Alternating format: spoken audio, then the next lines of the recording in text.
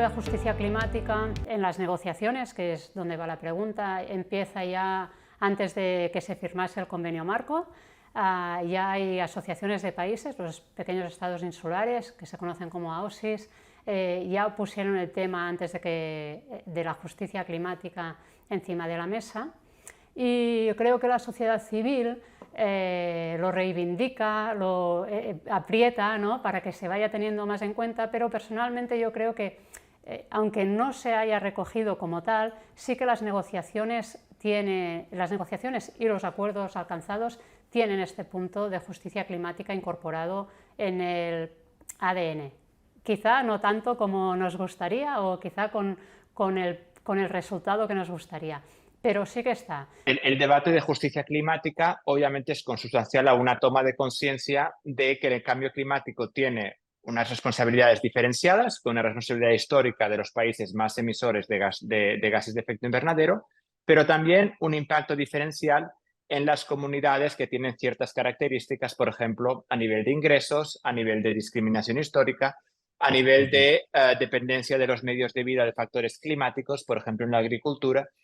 Entonces, el debate sobre justicia climática obviamente ha sido informado por esa discrepancia entre que los que más han contribuido al cambio climático no son en particular los que más están sufriendo de sus efectos, ¿verdad? Relacionar las cumbres con la justicia climática, la verdad es que cuesta un poco. Sí que hay aspectos de las cumbres que algo se acercan al tema de la justicia climática, que algo tienen que ver.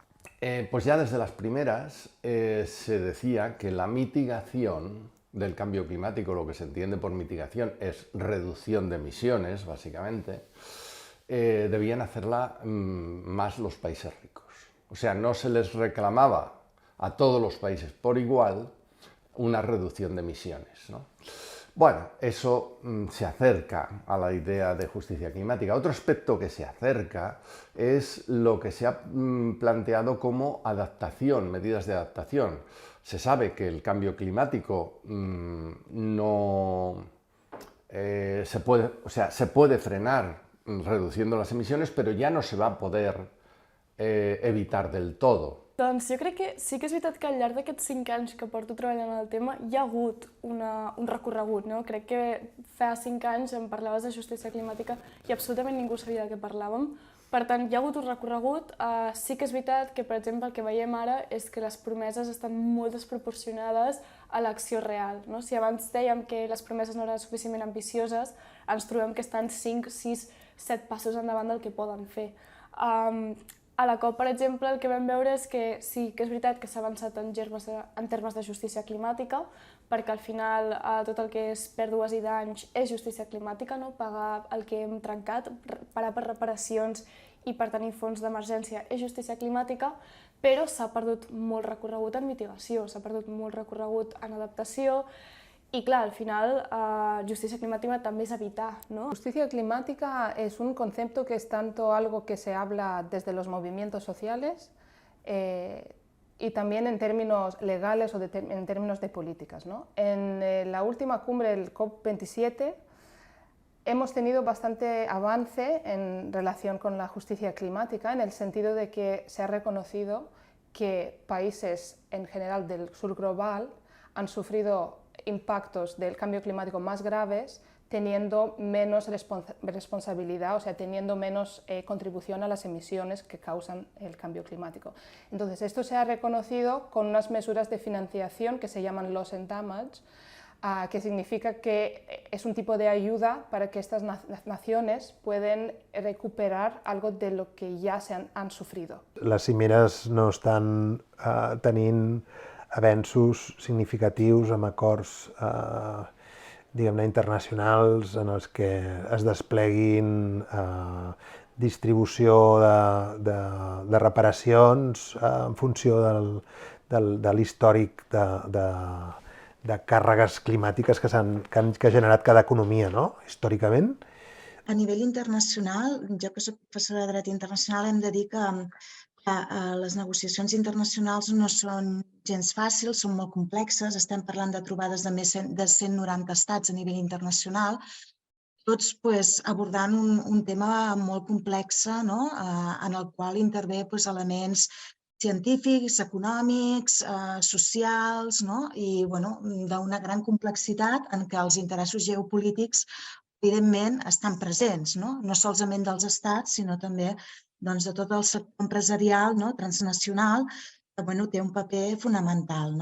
En tot cas, sí que des de la perspectiva de justícia climàtica s'ha de dir que els avenços han estat molt minsos, en el sentit que després de més de 25 anys de negociacions internacionals, ara estem ja hem passat la COP27, hem pogut veure que els avenços sobretot s'orienten molt en termes econòmics, de preservar l'economia, però molt poc a les persones i al medi ambient.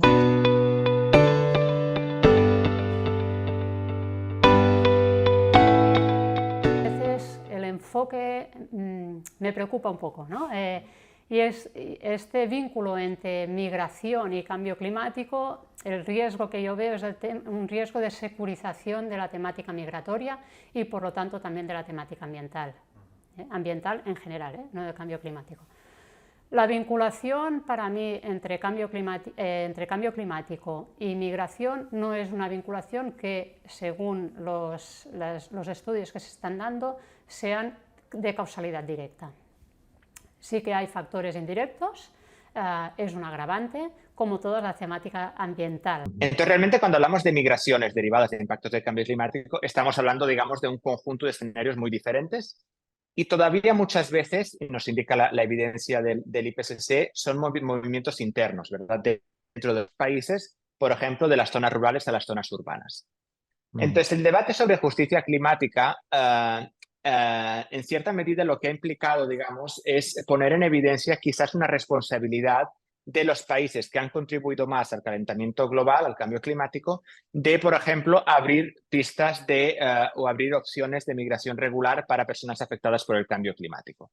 Ese es, digamos, el debate en los términos en que se pone muchas veces a nivel de justicia climática por parte de la academia y de la sociedad civil. El cambio climático va a producir más migraciones. O sea, eso es algo que no podemos obviar, que no podemos dejar de lado. Hay quien dice que no hay que hablar de ello desde posiciones incluso progresistas, ¿eh? Hay quien dice que no hay que hablar de ello porque eso acentúa la xenofobia. Y bueno, algo de razón podría tener, pero a mí no me parece que esconder los temas debajo de la alfombra sea una manera de solucionarlos. Hay que hablar de ello y al mismo tiempo hay que combatir la xenofòbia. Creo yo que seria la opció adequada, no? Jo crec que s'ha de fer una distinció bastant entre el que tenim ara, que són migracions climàtiques que es camuflen bastant com a migracions econòmiques i que són interiors, no hi ha un gran desplaçament internacional del que nosaltres diríem migració climàtica, i queda bastant camuflat, perquè com que és intern no es veu. Però sí que és veritat que existeix i que en un futur molt pròxim afectarà molt més. El que després tenim, a diferència, els refugiats climàtics, que són gent que realment el seu lloc de viure ha quedat totalment inevitable pel canvi climàtic, bé ara o d'aquí 10, 15, 20 anys, i aquesta gent s'ha de moure. Aquests desplaçaments segurament seran internacionals y no estén preparados. Hay mucha evidencia y mucho discurso también sobre cómo el cambio climático en sí es un factor de migración, o sea que porque gente se enfrenta con desastres naturales, inundaciones, otro tipo de problemas que no les permite tener acceso a los recursos que necesitan para desarrollar su vida, pues deciden a emigrar por estas razones, que son más complejos. O sea, ahora lo digo como el cambio climático fuese el único empuje. En realidad se ve que es mucho más complejo, que las personas que deciden emigrar, en realidad el cambio climático sería uno de los factores, ¿no? También hay factores socioeconómicos, factores de conflicto, etc. Pero sí que se ve que hay personas que, o sea, que el cambio climático és un factor d'immigració. Jo crec que no hi ha cap... En general, en el context internacional, avui no hi ha cap mesura específica relacionada amb les migracions climàtiques. Està, diguem-ne, el concepte sent entès i constatat. Travessem una època que els negacionistes climàtics finançats al principi per les empreses petroleres com ExxonMobil, que van estar retardant, diguem-ne, l'estat de consciència global, alguns diuen entre 15 i 20 anys. Des de fa pocs anys s'ha començat a treballar amb el que és important, que són les pèrdues i els danys. Pèrdues i danys que, d'alguna manera, intenten visibilitzar aquella necessitat a través del mecanisme internacional de Varsòvia d'una mica treballar en com ajudar o acompanyar aquelles persones que estan en la primera línia dels efectes, dels impactes del canvi climàtic. Bueno, estamos en Cataluña, norte global, ¿no? Entonces, como causantes, y me cojo al principio de responsabilidad compartida pero diferenciada, todo el mundo tiene que arrimar el hombro, pero es más que evidente que nosotros hemos contribuido, ¿no? Como norte global, hemos contribuido en una medida mucho más elevada que otras zonas del mundo. Y además, como tenemos más mecanismos de adaptación, más capacidades, entendidas, ¿no? Más como Amartya Sen, pues como tenemos más capacidades, nuestra vulnerabilidad es menor. No quiere decir que sea inexistente, al contrario, está allí, está presente, genera estrés, pero es verdad que nosotros hemos contribuido. El tema del cambio climático es muy patente la situación de que hay unos que contribuyen a la problemática y no son responsables directos. Digamos que la perspectiva que creo que va a ser más relevante, digamos, a corto plazo sería la de responsabilidades jurídicas, ¿verdad? Porque es la perspectiva que puede obligar a los estados, en particular los que han contribuido más al cambio climático, a tomar responsabilidades, digamos, a nivel de la mitigación, de la adaptación y de las pérdidas y daños, ¿verdad? Teniendo en cuenta que obviamente, digamos, esas responsabilidades jurídicas deberían estar enmarcadas dentro del cálculo de responsabilidades históricas. Y es un cálculo muy importante, ¿verdad? Porque a veces vemos que hay países, en particular, por ejemplo, en Europa, que se defienden de responsabilidades citando su contribución actual a la emisión de gases de efecto invernadero, olvidando que, digamos, los gases de efecto invernadero no desaparecen de la atmósfera, sino que se han ido acumulando a lo largo de décadas y décadas, ¿verdad? Entonces hay que tomar en cuenta la responsabilidad histórica de los diferentes países en la contribución histórica al cambio climático, al calentamiento global. Los gobiernos han estado vulnerando sistemáticamente los tratados que han firmado, no solo ese, el Protocolo de Kioto, el Acuerdo de París del 2015, los han estado vulnerando sistemáticamente porque las emisiones no se han reducido. Y no vale decir en Europa sí las hemos reducido. Es verdad que en Europa se han reducido las emisiones, pero se han reducido principalmente por la deslocalización de la industria. O sea, se han reducido principalmente porque ahora consumimos aquí muchas más cosas compradas del otro lado del mundo, especialmente fabricadas en los países asiàtics. A nivell de justícia jurídica, jo crec que començar per complir les promeses que hem fet a París, per exemple, o promeses que hem fet ara de dos endèmics, que és pèrdues i danys, és un gran compromís jurídic. Sí que és veritat que hem de començar a explorar des d'allà com ho fem perquè a nivell legal puguem acollir refugits climàtics, no? En plan, qui son aquesta gent, com la tenim, ¿no? En el debate de justicia climática se piden muchas cosas, ¿no? Más que nada desde los movimientos sociales y de los que luchan por la justicia climática, piden no solo financiación para algunas naciones o algunas poblaciones, sino también reconocer las voces de estas personas en unos procesos muy importantes como la de los cumbres estos que hablábamos antes, ¿no? Que se ha visto, por ejemplo, que en estos procesos globales de discusión de qué podemos hacer o qué tenemos que hacer, las voces de de las comunidades, digamos, que nos llamamos frontline, ¿no? Que están en el frente de los impactos de cambio climático, pues se encuentran excluidos de estos procesos, muchos de ellos.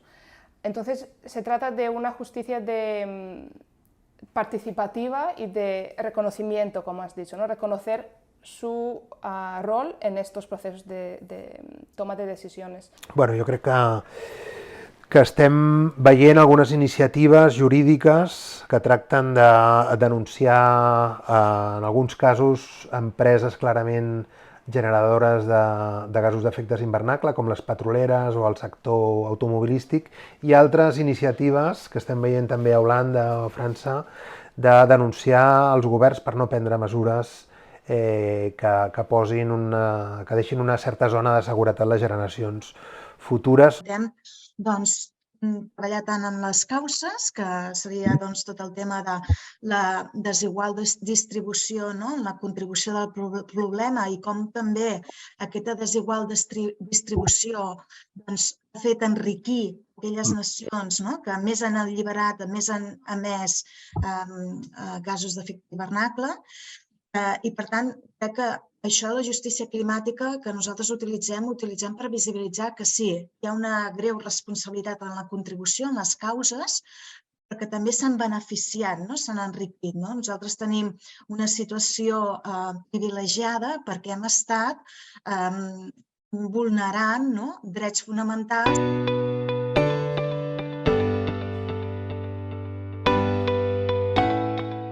Para mí aquí hay dos temas y que no van vinculados al tema de la justicia climática. Uno sí, es la mitigación. O sea, nuestra responsabilidad si somos causantes del problema, hemos de buscar mecanismos para ir revertiendo esta responsabilidad. Por lo tanto, lo que toca es mitigar.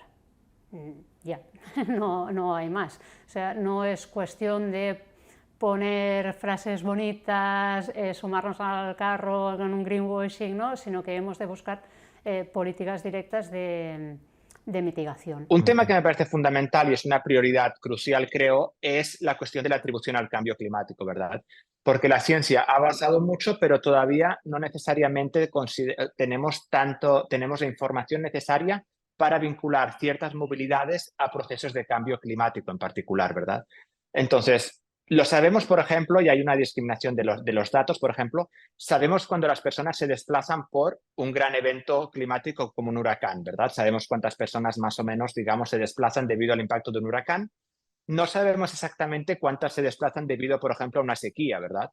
Porque entran en cuestión procesos económicos, procesos sociales, procesos culturales, y muchas veces nos es muy difícil aislar el factor climático dentro de estos movimientos, ¿verdad? Aquí tendríamos que estar planificando, o sea, la Generalitat tendría que estar diciendo planificación territorial, ferrocarril, nuevas vías de ferrocarril, nuevas empresas que se están dedicando a fabricar coches, redirigirlas para que esta transición, esta transformación no cree grandes bolsas de desempleo, etcétera. O sea, tenemos mucha fabricación de coches, de hecho nuestro sistema industrial está basado en eso, en la fabricación de coches, es el eje central del sistema industrial, y tenemos que dejar de fabricar coches, no de golpe, pero tenemos que dejar de fabricar coches porque la movilidad estamos obligados a hacerla de otra manera. Movilidad compartida, movilidad por transporte público, y por tanto los coches tienen que ir desapareciendo. Jo crec que, com a estudiant de polítiques, el primer que em diuen reptes, per alguna raó al meu cap va a polarització. I sembla com desconnectat, però al final realment hem de fer canvis a la societat molt profuns que amb la societat dividida que tenim ara mateix són impossibles. Per tant, crec que hi ha un gran treball de base de anem a ajuntar-nos, anem a trobar camps en comú, anem a trobar base sòlida, perquè com estem ara mateix es poden fer molts pocs canvis. Per tant, crec que hi ha un repte molt gran a nivell polític, tant a Catalunya com a Espanya, com a Europa, com a tot arreu, perquè en plan, tant les xarxes socials com tendències han fet molt mal d'anem a ajuntar-nos i anem a veure realment les bases de drets humans i com ho fem això perquè els extrems en plan del canvi climàtic existeix o no, no podem estar així. Necessitem un middle ground, o sigui, per tant, per fer qualsevol cosa crec que un gran repte és la polarització. Para mí el primer paso sería reconocer factores como la raza, la etnia, el estatus de migración como factores sociales de vulnerabilidad al cambio climático y a los impactos del cambio climático. Eso es principal para poder primero tener, ¿no?, una colección de datos, una base, ¿no?, donde poder mostrar eso. Y de ahí pues hacer políticas que luego, aparte de eso, pueden reconocer los diferentes conocimientos que tienen personas inmigrantes, sus propias respuestas a estos riesgos, que también son múltiples y plurales. Bueno, qualsevol marc de justícia, també la climàtica, requereix primer un marc d'anàlisi compartit i un reconeixement dels actors que són víctimes i dels actors que són victimaris, que són els causants. I, en segon lloc, l'assumpció d'uns i els altres d'aquest rol en aquest, diguem-ne, conflicte ambiental redistributiu. Entendre les migracions com una situació multicausal, molt complexa. Evidentment, és molt difícil, no?, de dir, bueno, és una persona migrant climàtica, no? Això és molt difícil de dir, sobretot quan aquestes persones arriben al nostre territori. Però sí que integrar l'acció climàtica en totes les polítiques de la Generalitat és molt important. I quan dic això, no solament em refereixo a migració, sinó també, per exemple, a cooperació. El tema mediático. O sea, la temática, el tema del cambio climático es claro que es muy mediático. No me gustaría que eclipsase otros aspectos ambientales que son igual o más importantes en procesos de todo tipo, pero por ejemplo también en los migratorios.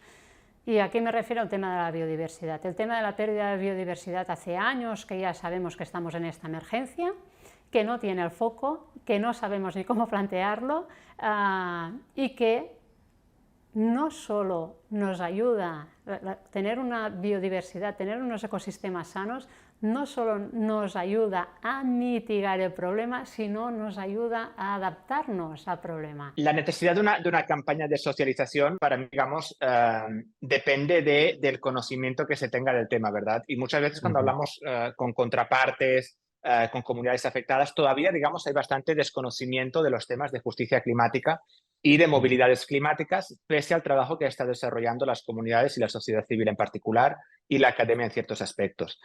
Entonces, yo creo que sí que sería bienvenido una campaña de socialización sobre justicia climática, migración y cambio climático, porque muchas veces no se entiende muy bien cuál es el impacto del cambio climático en las migraciones y por qué, digamos, tiene impactos a nivel de justicia climática. La acción gubernamental tiene que ir pareja a una conciencia social muy fuerte de que estos cambios se han de hacer. Y esa conciencia se está creciendo, ¿eh? O sea, ahora mismo hay encuestas que ya dicen que el 70% de la gente estaría dispuesta a reducir determinados aspectos de su forma de vida con tal de hacer una reducción de emisiones. Es decir, es una conciencia que está creciendo gracias a los movimientos juveniles, Fridays for Future, por ejemplo, todo esto que creó Greta Thunberg, gracias a las acciones ecologistas, gracias a los científicos que no paran de hacer llamamientos con mucha alarma, diciendo que estamos llegando a un punto de no retorno y que puede ser gravísimo para el conjunto de la humanidad. Jo crec que sí. Em costa molt dir que campanyes socials no són necessàries, no? Això dit, si jo l'enfocaria el meu cap no activista, protestes, canvi climàtic va directe a que l'any que ve són eleccions generals a Espanya. Això vol dir que l'any que ve elegim l'últim govern que segurament podrà fer alguna cosa contra el canvi climàtic, perquè aquests 5, 6, 7 anys que ens queden de no fins al 2030, aquesta petita finestra que diu l'IPCC que tenim per actuar i baixar emissions, estan molt lligats amb quines decisions fem ara. Como el cambio climático ocupa el espacio de un tema ambiental más importante en nuestros días, ¿no? Deberíamos trabajar para evitar que esto también acaba de ser un discurso dominado, ¿no?, por la gente blanca de países del norte global, etc. Jo no faria una campanya de migració i justícia climàtica específica, sobretot també pensant que que la migració és un element molt utilitzat per l'extrema dreta per generar por, i la migració és un valor que ens ajuda a Barcelona a mantenir les pensions, és un valor cultural, ens converteix en una ciutat d'acollida.